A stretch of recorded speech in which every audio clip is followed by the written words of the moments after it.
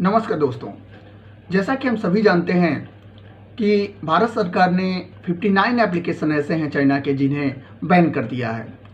ये अच्छी बात है, मैं उनकी सराहना करता हूं कि उन्होंने जो लगभग 59 एप्लीकेशन थे चाइना के, उनको पूर्ण रूप से बैन कर दिया है।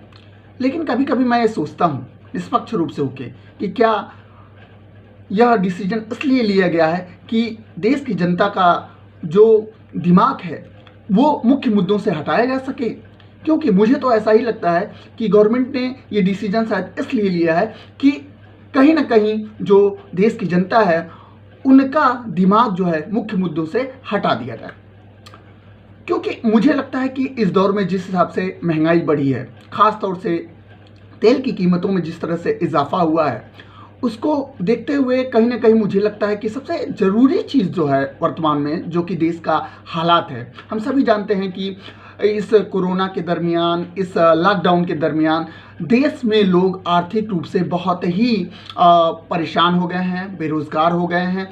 वो कहीं ना कहीं बहुत बड़ी आर्थिक तंगी से चल रहे हैं। और तो और आपने देखा होगा न्यूज़पेपर के माध्यम से और टीवी चैनल्स के माध्यम से बहुत से लोगों ने कहीं ना कहीं आर्थिक तंगी में आके कुछ ऐसे कदम उठा लिए सुसाइड जैसे, कि जो कि बहुत ही एक दर्दनाक डिसीजन रहा लोगों का। लेकिन मेरे कहने का मतलब ये है कि सबसे ज़रूरी चीज़ क्या है? सबसे ज़रूरी चीज़ है इस आर्थिक तंगी चल रही है लोगों की देश में। सारे व्यवसायी, जितने भी रोज़मर्रा के मजदूर कामगार वर्ग हैं जो डेली कमाते हैं और डेली खाते हैं, वो सभी कहीं ना कहीं इस लॉकडाउन में आर्थिक तंगी का सामना कर रहे हैं और बहुत ही मानसिक रूप से वो प्रताड़ित हो रहे हैं। क्योंकि कहीं ना कहीं वो अपनी बेसिक ज़रूरतों को, अपनी बेसिक नीड्स को पूरा नहीं कर पा रहे हैं। और कोई भी व्यक्ति कोई भी हालात हो, सबसे पहले अपने जीवन, अपने परिवार की सुरक्षा और उसकी देखभाल करना चाहता है। तो इस दरमियान वो मुझे लगता है कि सरकार को ऐसे फैसले लेने चाहिए जिससे कि महंगाई कम हो, न कि बढ़े। सिंपल सा चीज़, आपने कच्चे तेल की कीमत बढ़ा दी, आपने डीजल पेट्रोल की कीमत बढ़ा दी। डीजल और पेट्रोल लगभग आज आसपास चल रहे हैं उनकी कीमतें, जो कि बड़ी हैरानी वाली बात है। खुद मोदी जी जब प्रधानमंत्री नहीं थे, कांग्रेस की गवर्नमेंट थी, यूपीए की गवर्नमेंट थी, तो वो खुद अपने भाषणों में कहा करते थे कि देखें भैया लोग, आप तेल की कीमत कितनी बढ़ती जा रही है, लेकिन मेरी सरकार आएगी, मैं इस चीज़ को कंट्रोल करूँगा, काफ़ी कम करूँगा। लेकिन हो उल्टा रहा है।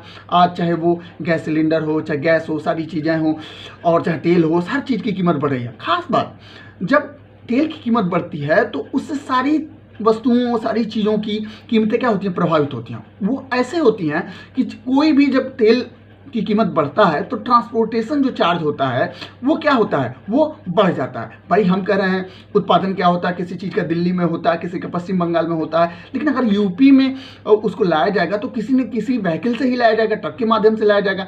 और जब ट्रक के माध्यम से लाया जाएगा तो कहीं ना कहीं ट्रांसपोर्टेशन चार्ज, चूँकि डीजल महंगा हो गया इसलिए ट्रांसपोर्टेशन चार्ज बढ़ेगा ही बढ़ेगा। तो जो व्यापारी वर्ग है वो क्या करेगा? उन जो प्राइसेस बढ़े हैं, जो कीमतें बढ़ी हैं, वो कहीं ना कहीं इसकी वजह से होती हैं, चूँकि उनका ट्रांसपोर्टेशन चार्ज बढ़ गया। तो वो क्या करेंगे? अब उस वस्तु में ही तो उस कीमत को जोड़ेंगे और जनता से ही पैसा क्या करेंगे? लेंगे। तो हमारे कहने का मतलब है कि हालांकि अंतर्राष्ट्रीय मार्केट में जो क्रूड ऑयल की कीमत है वो बहुत ही कम है इस समय, जो प्रति बैरल पीछे कीमत है वो बहुत कम है इस समय, लेकिन गवर्नमेंट ने फिर भी इतना ज़्यादा टैक्सेशन लगा के क्या किया है? कच्चे तेल की कीमत बहुत ज़्यादा बढ़ा दी है, जिससे आज देख लीजिए हर चीज़ की कीमत बढ़ती जा रही है। यहाँ तक कि जो सब्जी होती है, जो कि सबकी ज़रूरत है, भाई भोजन तो सबकी मूलभूत आवश्यकता है, उसमें कहीं ना कहीं सब्जी भी आती है। सब्जी की कीमतें देख लीजिए किस तरह से आसमान छू रही हैं। तो ये कहीं ना कहीं ट्रांसपोर्टेशन चार्ज बढ़ने की वजह से इनकी कीमतें बढ़ी हैं।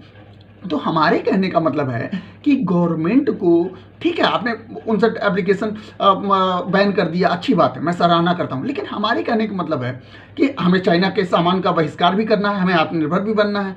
तो अगर हमें आत्मनिर्भर बनना है तो सबसे अहम चीज़ होती है कि हम भी चाइना के टक्कर के चीज़ों का उत्पादन कर सकें, प्रोडक्शन कर सकें अपने देश के अंदर, और उन्हें जिस तरह से वह अच्छी चीज़ों को कम कीमत पे प्रोवाइड कराता है, हमें भी वो चीज़ें अपने देश में डेवलप करनी चाहिए। सिंपल सी चीज़, हमें जनरली सभी लोग वीवो, ओप्पो, रेडमी, रियलमी, इन सब चीज़ों का ज़्यादातर लोग इन्हीं फ़ोन का इस्तेमाल कर रहे हैं।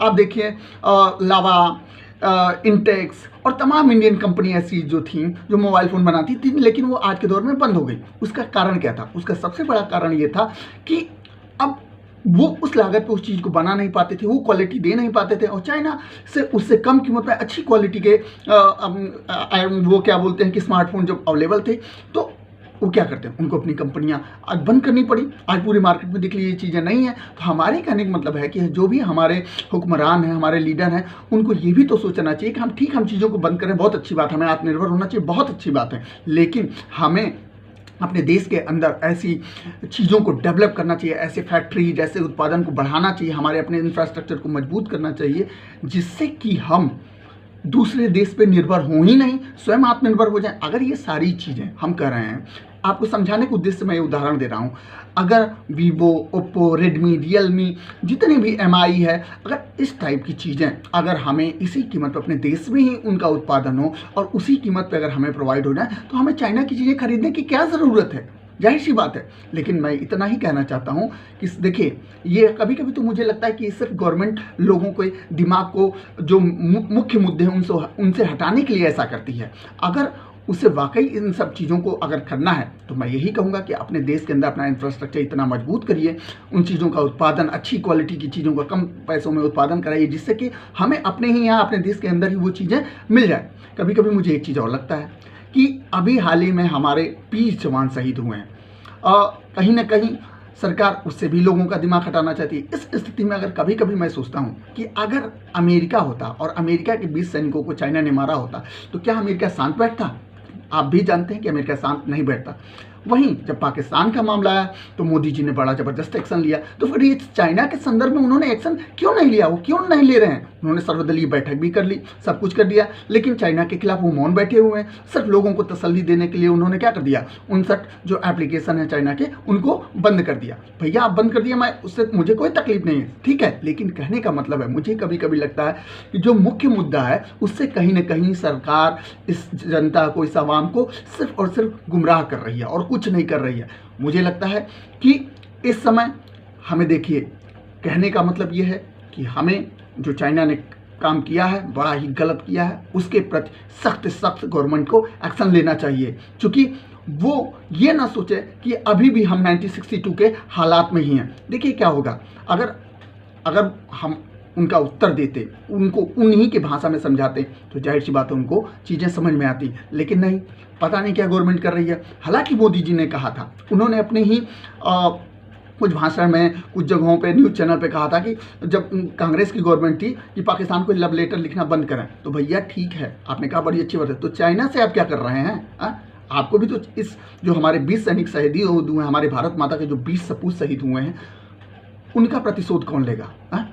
आखिर में ऐसा क्यों नहीं कर रहे हैं? तो देखिए, मैं सिर्फ इतना ही कह रहा हूँ कि ये जो पॉलिटिशियन है ना, वो चाहे कोई भी पार्टी हो, चाहे यूपीए हो, चाहे एनडीए हो, वो देखिए, वो सिर्फ और सिर्फ जनता की भावनाओं को बस छूता है, टच करता है और फिर उन चीज़ों को भूल जाता है, और कुछ नहीं। ये सारी राजनीतिक पार्टियां जो हैं सिर्फ और सिर्फ अपने लाभ के लिए काम करती हैं, अपने राजनीतिक हितों को साधती हैं और कुछ नहीं। और हमें आम लोगों को आपस में पार्टी के नाम पे, जात के नाम पे, धर्म के नाम पे, मजहब के नाम पे आपस में लड़ाती हैं। लेकिन ये सिर्फ और सिर्फ इनका एक ही उद्देश्य रहता है कि हम क्या करें जिससे कि हम सत्ता में लंबे अरसे तक बने रहें और क्या करते रहें, मलाई काटते रहें। लेकिन हमारे कहने का मतलब है नहीं, हमें, जो हम जनता हैं, उनके पास क्या है, बहुत बड़ी ताकत है। वो क्या है, उनके वोट की ताकत। हमें ऐसे लोगों को चुनना चाहिए, ऐसी पार्टी जैसे लोगों को लाना चाहिए जो वास्तव में लोगों के लिए काम कर रहे हैं, न कि सिर्फ हिला हवाली देते हैं। आज जब चाहे वो हमारे गृह मंत्री साहब हो, चाहे प्रधानमंत्री साहब हो, जब उनसे चाइना पे कोई बात पूछी जा रही है तो वो सीधे कोविड-19 पे आ जा रहे हैं। आखिर में ऐसा क्यों? मैं मानता हूँ कि कहीं ना कहीं हम बहुत ज़्यादा प्रभावित हुए हैं, सही है भाई। जब कोरोना की वजह से, कोविड-19 की वजह से पूरा देश प्रभावित हुआ है, तो कहने का मतलब इस टाइम पे तो लोगों को चीज़ों को काफ़ी सही कीमत में मुहैया कराना चाहिए, लेकिन नहीं, आप तो तेल की कीमत बढ़ाते जा रहे हैं, उस पर ध्यान ही नहीं दे रहे हैं, और जिससे ट्रांसपोर्टेशन चार्ज बढ़ रहा है और जिससे महंगाई भी बढ़ रही है, लेकिन आप उस चीज़ पे गौर नहीं कर रहे हैं।